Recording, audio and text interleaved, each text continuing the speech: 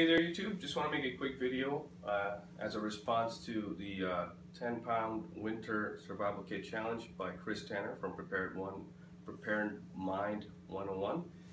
And so I just wanted to show you what I would usually be wearing in the winter time, and I'm basing it on this particular factor as well, on what I would be adding to my bag. So usually I'll have a hat and gloves in my jacket pocket, and usually I will wear a lightweight down jacket. I live in New York City. For those who have not watched any of my videos, I do live in New York City, and we do get weather, freezing weather pretty quickly. We already had 32 degrees in New Jersey last week when we went camping. So on my person, I will usually have a keychain light on my keys and the Leatherman squirt. On my wrist, I will have a paracord bracelet with some additions on that, and I'll show you that when I go through my kit. I also have a small hand sanitizer with me. For the shirts, I usually wear icebreaker or black diamond wool shirts during winter time. They are short sleeves, but they're very warm, and also they don't have odors, which is really nice. So I'm going to take off my jacket because it's a little too hot. I'll just wear jeans usually, and so let's go through my kit. I also have on me in my pockets the Altoid Smalls survival kit that I posted recently as a response to Ben from Living Survival's Challenge. So let's go over here and go through the kit. Pardon me for the mess. I will be donating clothes in that you just saw to charity. So let's go over here. I don't have one of those scales that they've been using where you just put it on the hook. So this is the way I'm gonna weigh it. So as you can see, that's zeroed out, and here's the bag. And as you can see, it's 9 pounds 15.5 ounces, which comes in right under 10 pounds. So let's go over the bag itself.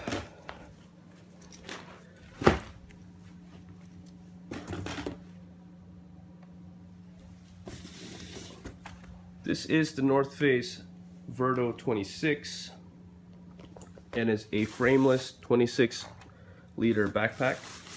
Right out here is a car Reflectix, and right off the bat there's cordage that's lashed onto the outside of the pack. So this is my summer ultralight backpacking setup, or this is the bag that I use for my ultralight backpacking.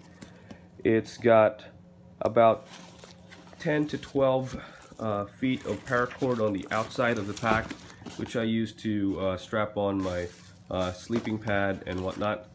It's got one bottle, sort of a side pocket. So I have in there the 2-liter Sawyer squeeze bag for added water.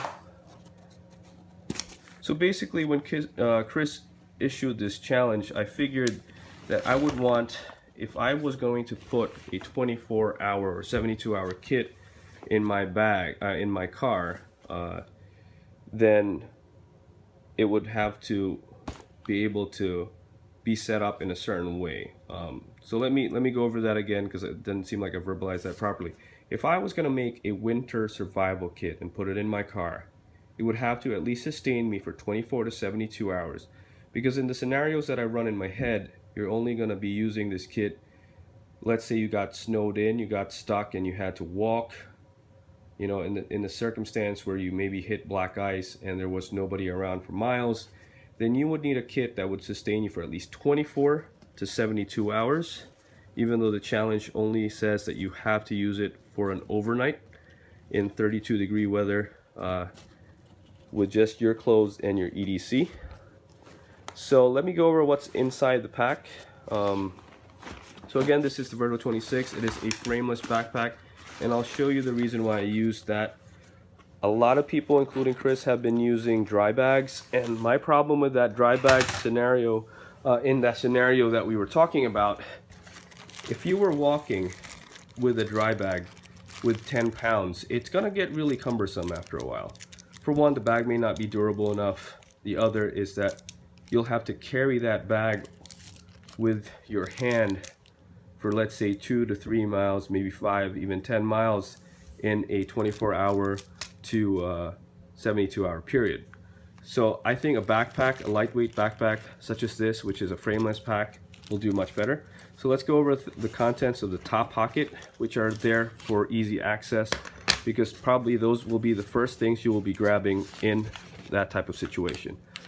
And I'll show you something else on the pack. This backpack does not come with hip belts, and it's only comfortable up to about 15, maybe 17 pounds. So I cut out some shoulder straps from a cheap or free backpack that I had that was given to me from let's say a clinic. And so these pads were from the shoulder pads of that pack, and I usually strap these onto the belt, and that gives me additional load lifting ability and transfers the weights to my hips, so I can go up to about 20-25 pounds. In case your scenario gets a little bit longer, you had to carry some extra water, you can be more comfortable while you're hiking. Also, as the day progresses, if you're hiking 3, 4, 8 hours, or walking, trudging this you know, in snow or whatnot, you would want as much hip support as possible to get some of that weight off of you. So let's go over the emergency items right here on the top pocket.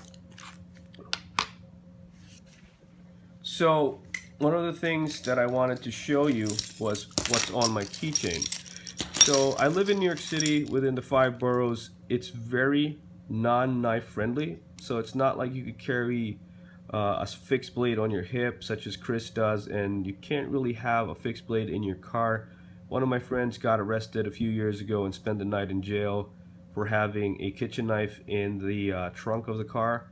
So the laws in New York are really weird. Knives are considered dangerous weapons more than tools, and on the advice of some policemen, and one of my, you know, basically my best friend is a policeman, so he told me to just use a Leatherman and carry a Leatherman, and other police officers have told me to do so as well. So I have the Leatherman squirt on my person at all times, except if I'm going to a high security place where they check for pocket knives. I also have a small LED light, which is my backup light when it comes to this kit. I have the survival bracelet, which I bought from Amazon. It has a cutting tool, a ferro rod, and a whistle on the buckle, and 6 to 8 feet of paracord. This is 550 paracord. So I've already got cordage on my person. In the kit, I don't have much cordage. This is 25 feet of 550 cord, but 25 feet with the inner strands. There's 6 25 feet strands in there that are 50-pound test. So if you really needed that, you can use that as well. As my primary light, I was thinking of using a headlamp, but for the same amount of weight, I was able to realize that I could just use the RAV Power mini charger. So one of the biggest things that Chris really states is that the cell phone is one of the biggest tools you could use to get out of a bad situation. Why should you have to walk around and do all this survival stuff if you could just make a phone call and hopefully get rescued? So hopefully in the 24 or 72 hours, let's say you got snowed, excuse me, snowed in, you would have to charge your cell phone. So why not have a light that can also charge your cell phone? So this is at least 1 full battery charge for the iPhone 6 Plus. I also have a excuse me, Mophie juice pack where my phone is, and that's the charging cord right here. I've got the butane torch to use with the S-Bit tablets. So I've got 5 S-Bit tablets on the top, and there's more in the cook set. So the these two will have a fire lit pretty easily, and this is the only real wood processing tool that I have in here. I've chose the Leatherman Sidekick because of weight and budget considerations. If I was going to make a budget kit, I wouldn't be buying a $100 multi-tool and just storing it in my my survival kit. I would want to have that used every day. This is the one of the most budget-friendly options, and it has a saw, a fine edge blade, and a serrated blade as a backup blade once this starts to dull. So that's pretty good. So I already explained the reasons for not carrying a fixed blade. This is some soap for hygiene purposes. I have hand sanitizer, but it's always good to carry some soap, and dry soap is one of the lightest options.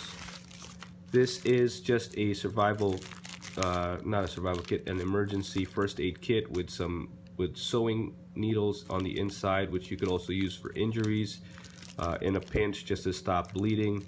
There's some duct tape along with the sewing kit. You could use that to repair gear or clothing that's been ripped. There's some hand sanitizer wipes for small injuries, Tylenol, Motrin, aspirin if you know, for some people, if you ever encountered, if you had a friend with you or somebody who wound up having like chest pains or whatnot, you could use that for to prevent a heart attack. But Tylenol and Motrin are the best things to take because aspirin can cause further injury if you had pain. There's also Imodium in there, just in case during your survival situation you wound up drinking some bad water. There's my homemade cook kit with some Espit tablets. There's also alcohol in there. There is also a Bic lighter in there, so you have a secondary fire source already. And just let me empty this out. Let's go over the food. I've got 1 liter of water in a smart water bottle, a protein bar with 30 grams of protein, 340 calories, Datrex bars, which would be sort of your last resort. That's 3,600 calories. That's good for 72 hours. And spaghetti and meat sauce from Mountain House, which can easily be rehydrated by this 16-ounce beer can stove right here. So I may post another video on that. This is just something I made at home. This is the SOL bivy. This is the Escape bivy, which is the breathable one. I took it out of the storage sack because that was 1 ounce of weight that had no purpose.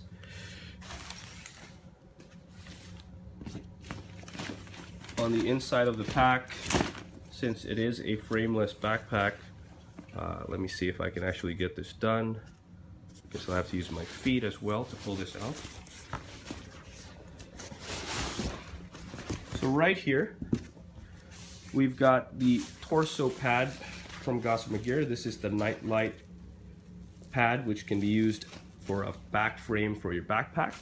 And in addition to the car Reflectix, which has a small amount of foam there too, you have pretty much almost a full-length sleeping pad. So the challenge is issued for 32 degrees and below, and definitely you would want some type of thermal break. And that, in addition to your SOL bivy and the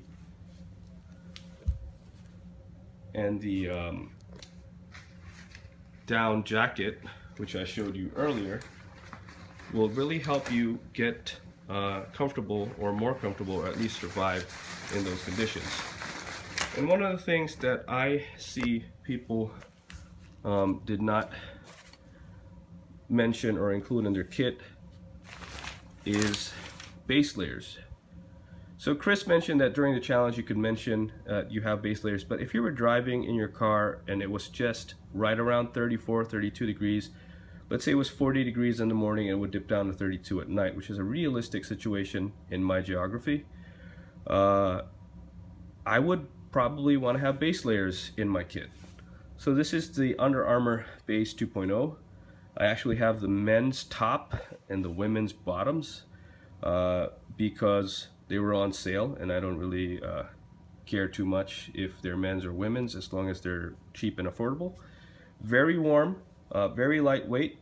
So for These two right here and the heavyweight wool socks, which are Craftsman socks, that's 1 pound altogether, and that would add another 10 to 15 degrees to your warmth.